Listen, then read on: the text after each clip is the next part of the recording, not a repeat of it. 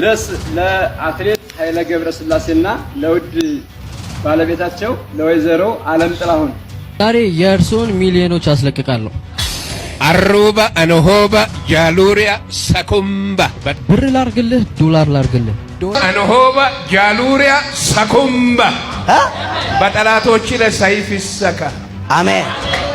መመላለሻው በአደባባይ እርቃኑን ተሰቅሎ የሀብታም ልጆች እንደዚህ አይነት ቢች ያላቸው ሀገራት እየሄዱ ይዝናናሉ። የድሃ ልጆች ግን በፊልም ነው የሚያዩት። ዛሬ ይኸው በደጃችሁ እንላቸዋለን። ወዳጆቼ ረሃቡ ጠንቷል ነው ብላችሁ እንደ ሀገር በእውነት እኔ ጎረቤቴ የሆኑ አዲስ አበባ ውስጥ ጎረቤቴ የሆኑ ሰው ሩቅ ሰው ማያውቃቸው ሰፈር ሄደው ሲለምኑ አይ ምን እንብላ ከኑሮ ውድነት ነው የሁሉ ነገር የመጣብን። እንዴት ናችሁ? አዳዲስና ወቅታዊ መረጃዎችን ይዤላችሁ መጣሁ። ቤተክርስቲያን ለአትሌት ኃይለ ገብረስላሴ ከነ ባለቤቱ ድረስ ጥሪ አቀርባለች። ምንን አስመልክቶ ነው ጥሪ ያቀረበችው የሚለውን እዚህ ቪዲዮ የምንመለከት ይሆናል። የጴንጤዎች ሴራ አሁን ላይ እየፈራረሰ ይገኛል። በቅርቡም የተያዘ አንድ ግለሰብ አለ። ህዝቡ ራበኝ እምበላው አጣሁ እያለ እየተንከራተተ፣ ከንቲባችን ግን ድሃዎች በቴሌቪዥን የምታዩትን መዝናኛ ሰርተንላችኋል እዚሁ ማየት ትችላላችሁ ማለታቸው ብዙሃኑን አስቆጥቷል። እነዚህንና ሌሎችንም ቪዲዮዎች በሰፊው የምንመለከት ይሆናል። እዚህ ቤት አዲስ ከሆናችሁ ቤቱን ሰብስክራይብ፣ ቪዲዮን ደግሞ ላይክ እና ሼር ማድረጋችሁን እንዳትረሱ። ከዚህኛው ቪዲዮ እንጀምር። አሩባ አንሆባ ጃሉሪያ ሰኩምባ አሩምባ አንሆባ ጃሉሪያ ሰኩምባ። ይሄንን ሳክሳብ ሰውዬ የተከፈለው በየቸርች አዳራሽ የሚመሰክረው አይተነው እንመለስ እስኪ ሙሉ ስሙት። ይሄንን ቪዲዮ መንፈስ ቅዱስ እጅግ በጣም ሚሊዮን ብሮችን ያሳየኛል። እርሶ ጋር የሚፈልገውም አንዱም እሱ ነው። ለአገልግሎት ቅባቱን የምትፈልጉት ለሱ ነው። ዛሬ የእርሶን ሚሊዮኖች አስለቅቃለሁ። አሩባ አንሆባ ጃሉሪያ ሰኩምባ በጠላቴ ላይ ሰይፍ ይሰካ፣ በእኔ ላይ በረከቱ መጥቶ ይሰካ። በያው እግዚአብሔር ፊት ነው የምነግርህ። 10 አየሁ 10 ብር ላርግልህ ዶላር ላርግልህ? ዶላር አርገው እንጂ ታምናላችሁ? የሚገባ እኔ አምናለሁ። ጆይ ጭሮ ሐሰተኛው ነብይ ጋር ደግሞ ሄዶ የመሰከረው ምስክርነት ቀጥሎ ተመልከቱት። አሩባ አንሆባ ጃሉሪያ ሰኩምባ በጠላቶች ላይ ሰይፍ ይሰካ። አሜን። አሩባ አንሆባ ጃሉሪያ ሰኩምባ። ያንተ ችግር አሁን አንድ ነው። አሁን የሚነቀለው የፋይናንሻል ቀንበር ነው።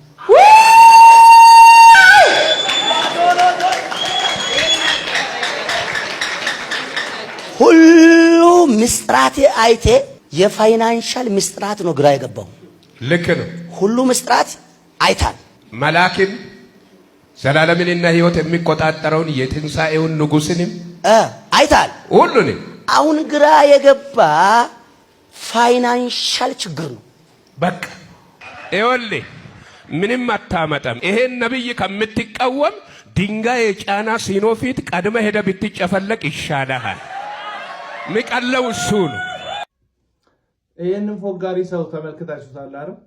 አዲሱ ጀማሪ ወጣቱ ጠንቋይ ጋር ነብይ የሚጫወት ቢዝነሱን እየመሰረተ ያለ ጀማሪ ልጅ ጋር ሄዶ የመሰከረውን ያንኑ አይነት ተመሳሳይ ምስክርነት ሰንበት ያለው ጆይ ጭሮ ጋር ደግሞ ሄዶ ሲቀባጠር ትመለከቱታላችሁ። የቆዩ ቪዲዮዎች ናቸው እንጂ ይሄው ግለሰብ ያልሄደበት አዳራሽ የለም። አንዴ ሙስሊም ነኝ ብሎ ከእስልምና ነው ያመጣኸኝ ነብይ ከሌ ያለ ቆቡን አውልቆ ምስክርነት የሚሰጥበት፣ ሌላ ጊዜ ኦርቶዶክስ ነኝ ከኦርቶዶክስ ነው የመጣሁት ደግሞ ብሎ ሌሎች አዳራሽ ውስጥ የመሰከረባቸው ምስክርነቶች አሉ። የቆዩ ናቸው። እነዛ ምስክርነቶች ፈልግ ያመጣላችኋለሁ፣ ትመለከቱታላችሁ። ይሄንኑ ሰው ማለት ነው። ሐሰተኛ ነቢያቶች የቆሙበት ትምህርት ሐሰት ነው። የሚናገሩት መልእክት ከመንፈስ ቅዱስ ከራሱ ከእግዚአብሔር የመነጩ አይደሉም። ትንቢቶቻቸው ሐሰት ነው። ደግሞ ምስክርነቶቻቸውም ልክ እንደምትመለከቱት የሐሰት ምስክር ነው።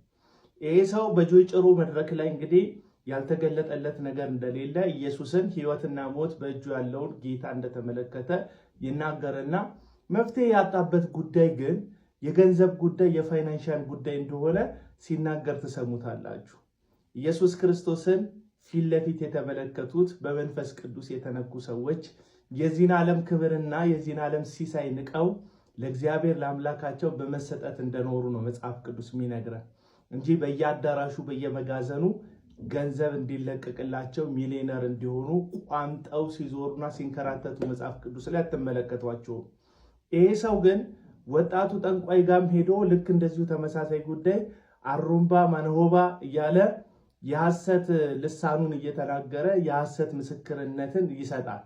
ሰውየው በገንዘብ የሚገዛ ግለሰብ ስለሆነ እዛ አዳራሽ ውስጥ ያሉ ሰዎች የሱን ምስክርነት ከሰሙ በኋላ ነብይ ነኝ ብሎ ማይኩን ላነቀው ሰው ልባቸውን እንዲከፍቱ ለነብይ ተብየው ግለሰብ እዚህ አጭበርባሪ ሰውዬ ምስክርነት ምክንያት የሱ ህይወት እንደተገለጠለት የሱ ህይወት እንደታየው ደግሞ ምስኪኖች እዛ ውስጥ ቁጭ ብለው የኔንም ህይወት ለዚህ ነብይ እግዚአብሔር ባሳየው እያሉ እንዲታለሉና ኪሳቸውና ነፍሳቸውን እንዲያጥቧቸው የሚያመቻቹበት ያለሰልሱበት መድረክ ነው። ሐሰተኛ ነቢያቶች መድረክ ላይ ቆመው ተፈውሻለሁ፣ ተደርጎልኛል፣ ተአምር ሆኖልኛል የሚሉ አብዛኞቹ ማለት በሚቻልበት መልኩ በገንዘብ የተገዙ ምስክርነቶች ናቸው። በፊት ሐሰተኛው ነብይ እዩ ጩፋ የተባለው ግለሰብ ልክ እንደዚሁ ተመሳሳይ ድርጊት መንግስቱ በለጠ ለሚባል ሰው የገንዘብ ክፍያ ፈጽሞለት የሐሰት ምስክርነት እንዳስመሰከረው ሰውየው ህሊናው ተወቅሶ እውነቱ ሲናገር ደግሞ አስደብድቦ በአደባባይ ይቅርታ እንዳስጠየቀው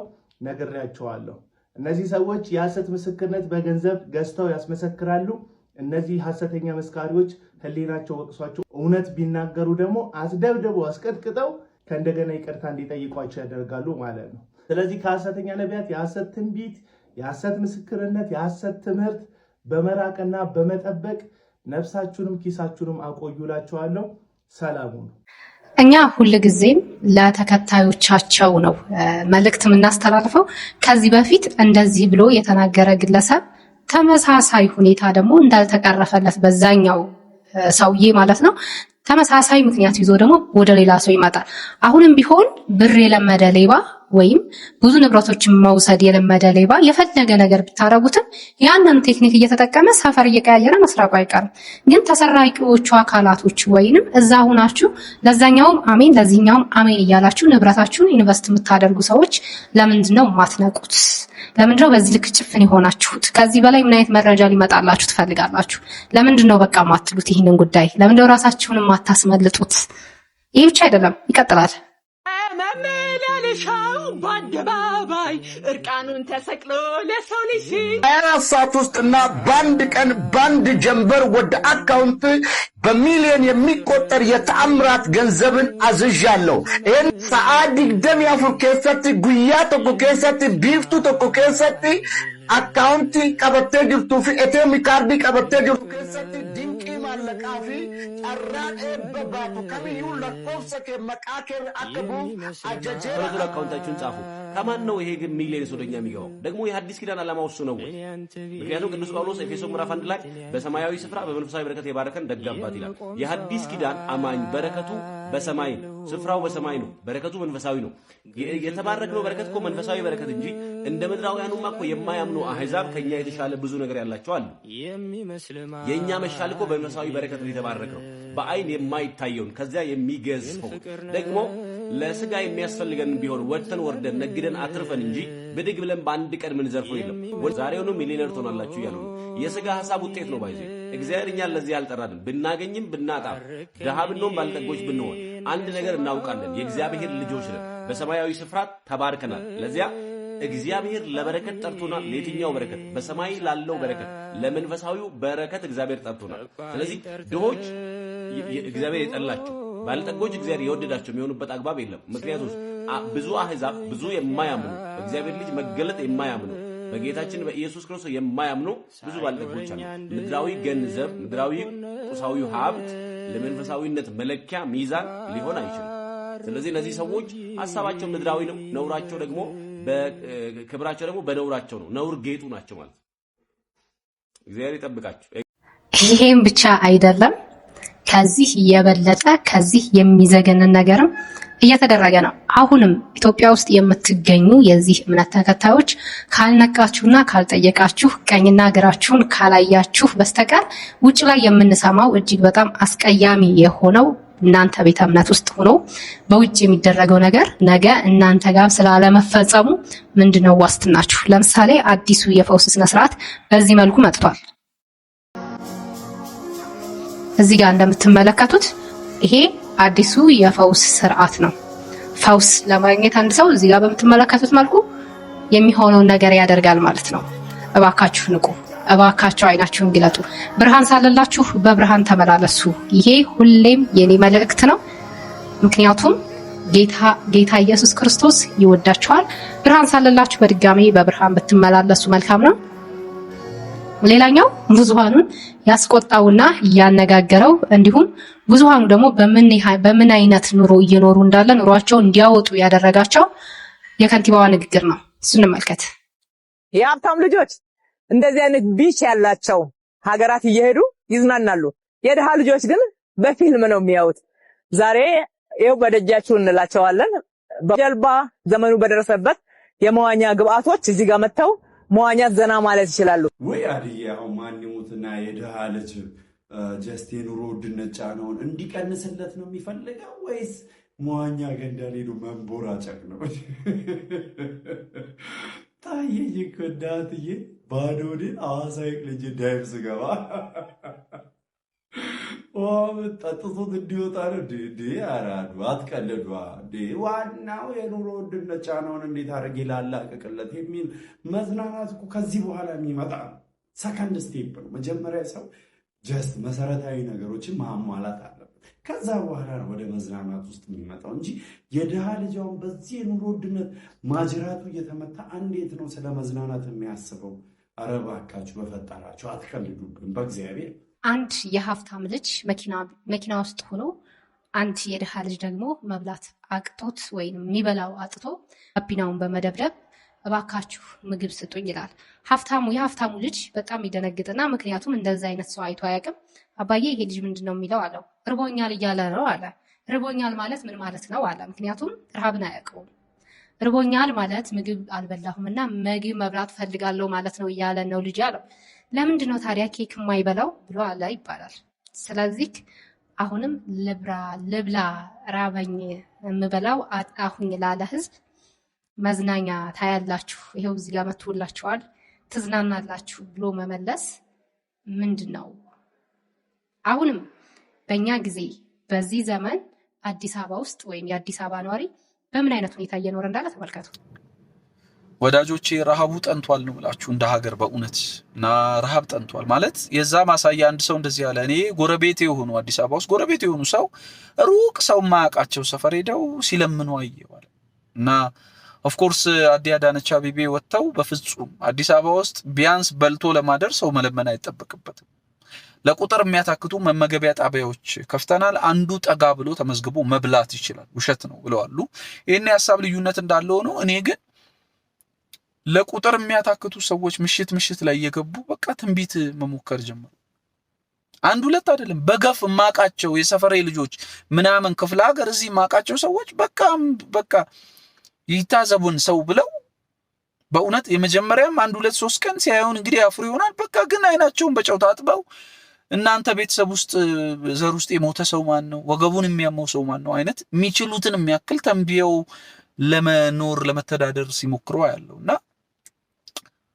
እኔ በጣም በእውነት ነው የምላችሁ በጣም ማዝንበት ጊዜ ነው። በቃ ማለት አይ ነው እኔ አሁን ብዙ ጊዜ መንግስት ለምንድን የሆነ ነገር ማያደርገው ምናምንልና አፍሪካ ውስጥ አይ ቲንክ መንግስትም ይሄ የአንኤምፕሎይመንት የስራ ማጣቱን ችግር በደንብ ሰፖርት እያደረገ ያለው አንዱ የሃይማኖቱ ዓለም እንቅስቃሴ ይመስለኛል። ሰው ያገኘውን ተንብዮ ያገኘውን በእግዚአብሔር ስም የሆነ ነገር ጭቃ ሽጦም የሆነ ነገር ቆሻሻ አሁን ካያችሁ በሶ ሽጠው ምናምን በየሃይማኖቱ እኮ ያለ ባህል ሽጠው የሚተዳደሩ ሰዎች አሉና ሙሉ ለሙሉ ካስቆምኩኝ ይሄ የአንኤምፕሎይመንት ችግር ግልብጥ ብሎ ወደኔ ይመጣል ብሎም ይመስለኛልና በቃ ሰዎች ኦፍ ኮርስ እንኳን ለነሱ ላልተማሩት ለተማረውም ሰው አፍሪካ ውስጥ ስራ የለምና በቃ መንግስት እዛው ችሏል ብሎ ትቶ ነው የሚመስለኝና እኔ አላቅ በጣም የህይወት ምስክርነታቸው ከተፈጠርኩ እኔ በህይወቴ ተሳድቤ ማላቃቸውን ስድቦች እናት በዚህ ትውጣ እናት በዚህ ትግባ ሲሉ ማቃቸው ሰዎች በእውነት ነው ኢቭን ከሱስ ያልዳነ ፊታቸው በቃ ሱስ በሱስ እንደሆኑ የሚያስታውቁ ሰዎች ምሽት ላይ ወጥተው በቃ እግዚአብሔር እንደዚህ ይልኛል ትግስት አንቺ ነሽ ወይ? እኔ በእውነት ነው ማለት አንዳንዶቹም በእንጀራቸው መምጣት እስኪመስለኝ ድረስ አሁን ይሄንን ቢያቆም ምን ሰርቶ ይበላል ብዬ ነው አሁን ልጨነቅ ለመናገር በእውነት በሕያው እግዚአብሔር ፊት አንድ ሺህ አንዴ ያሰብኩት እሺ ይሄን ካቆመ ይሄ ሰውዬ አሁን በዚህ ባለበት ሁኔታ ምን ሰርቶ ይበላል ብዬ ምን እንብላ? ከኑሮ ውድነት ነው ይሄ ሁሉ ነገር ይመጣብን። ምን እንቅመስ? ይሄ ሁሉ ይመጣብን ከኑሮ ውድነት ነው። ኑሮ ደግሞ እዚህ ጋር የሚስተካከለው ነገር ሰው ጎዳና ላይ ለምን ወደቀ ብሎ ጎዳና ላይ ያሉ ሰዎች በምን አይነት ሁኔታ ነው ጎዳና ላይ ሊወጡ የቻሉት? በቤተሰብ እኔ አሁን ዛሬ ጎዳና ላይ እየወጣሁኝ። ይሄ ነው ያለንበት ሁኔታ።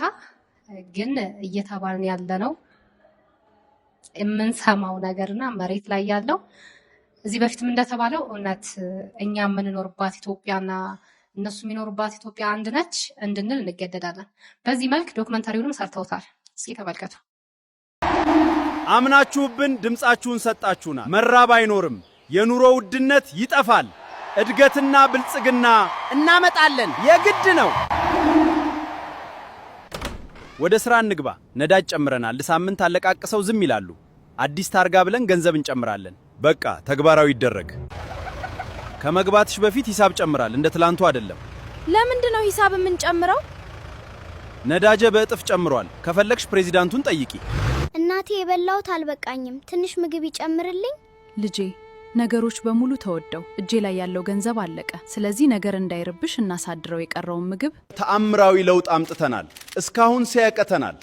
እስካሁን ሰው በጣም ነው የተቸገረው። በልቶ ማደር ነው ያቃተው። ሌላ የእንስሳት ጥያቄ ያለው አለን። ህዝብ ተቸገረ በጣም። በእኔ ጊዜ ብቻ መቸገር አልጀመረም። በፊትም ይቸገራል፣ በቀጣይም ይቸገራል። ታዲያ ልዩነቱ ምንድነው? ልዩነቱ እኔ ፕሬዚዳንት መሆንና አዲስ ስም ያለው ድርጅት ማቋቋሜ ነው። በእኔ ስር ብዙ የተራቡ ሌቦች መኖራቸው ነው።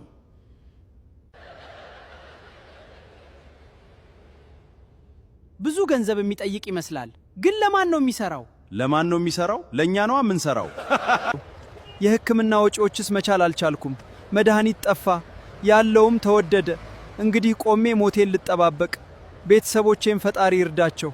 ነዳጁ ከለክ በላይ ተወደደ። ትራፊክ ለምን አያችሁኝ ብሎ ይቀጣናል። የልጆች ትምህርት ቤት ክፍያ ጨመረ። ቤት ክራይና የምግብ ግብዓት ጨመረ። እንስሳቱ ሁሉ እያማረሩ ነው። ምን ይሻላል? ተዋቸው። እንደለመዱት ለአንድ ሳምንት ነው። ከዚያ በኋላ ይረሱታል። ሌላ አጀንዳ እንሰጣቸዋለን። ይድረስ ለአትሌት ኃይለ ገብረስላሴና ለውድ ባለቤታቸው ለወይዘሮ ዓለም ጥላሁን እዚህ ቦታ ላይ ተወልደሽ ያደግሽ መሆኑ ይታወቃል። አሁንም የቤተ ክርስቲያን ህዝቡ እስከዚህ ድረስ ሰርቶ ከዚህም በኋላ አቅም በማጠሩ በዚህ የተወለድሽበትን ቤተ ክርስቲያን መጥተሽ እንድትሰሪ ከጀግናው ከባለቤትሽ ከኃይለ ገብረስላሴ ጋር በመሆን ይህንን ቤተ ክርስቲያን እንድጨርሽና ለፍጻሜ እንድታደርሽ ላንቺ ሰጥተናል ሲል የህዝብ ጥሪውን አስተላልፏል። አባቶቼ ከሰማችሁኝ አድምጡኝ። በመጀመሪያ አጠያየቃችሁ አግባብነት የለውም። 4 ነጥብ ግልጽ የሆነ ነገር ስለሆነ ማለት ነው። በዋናነት ግን ላነሳው የምፈልገው ነገር እኛ ምዕመኖቻችሁ ተርበናል።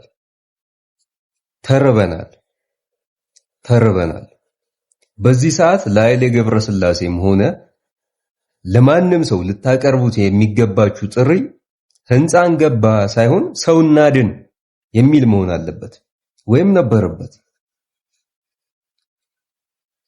ትልቁ የፈጣሪ ቤተ መቅደስም ሰው ነው ስለሚል ማለት ነው። የአዲሱ መንግስት ሳይመጣ ከተጀመረ 8 ዓመት የሆነውን ህንፃ ጨርስልን ገንባልን ብሎ መጠየቅ በራሱ እጅግ የሚያስገርም ነገር ነው። ለመሆኑ በዚህ ሰዓት ስራ ሊሰራበት የሚገባው ምዕመኑ ላይ ነው ወይስ ህንፃው ላይ? እሺ ህንፃው ይሰራና ይለቅ። ቤተክርስቲያን የሚመጣውን ምዕመን ለካህናት ደሞዝ፣ ለቀሳውስት ካባ፣ መቋቋሚያ የሚሆን አነስተኛ ሱቅ፣ የመስበኪያ ሞንታርቦ እና ሌሎች ወጪዎች ግዢ ሲባል አውደ ምህረቱ ላይ ከሚሰበከው ወንጌል ይልቅ የሚነገሩት አካውንት ቁጥሮች በዝተው ቤተክርስቲያኗ ከሌለው ላይ ወሳጅ መሆኗ ይቀራሉ። ምን ያህል ጊዜ ይፈጅባት ይሆን ወንጌል ለመስበክ? ከዛ በኋላ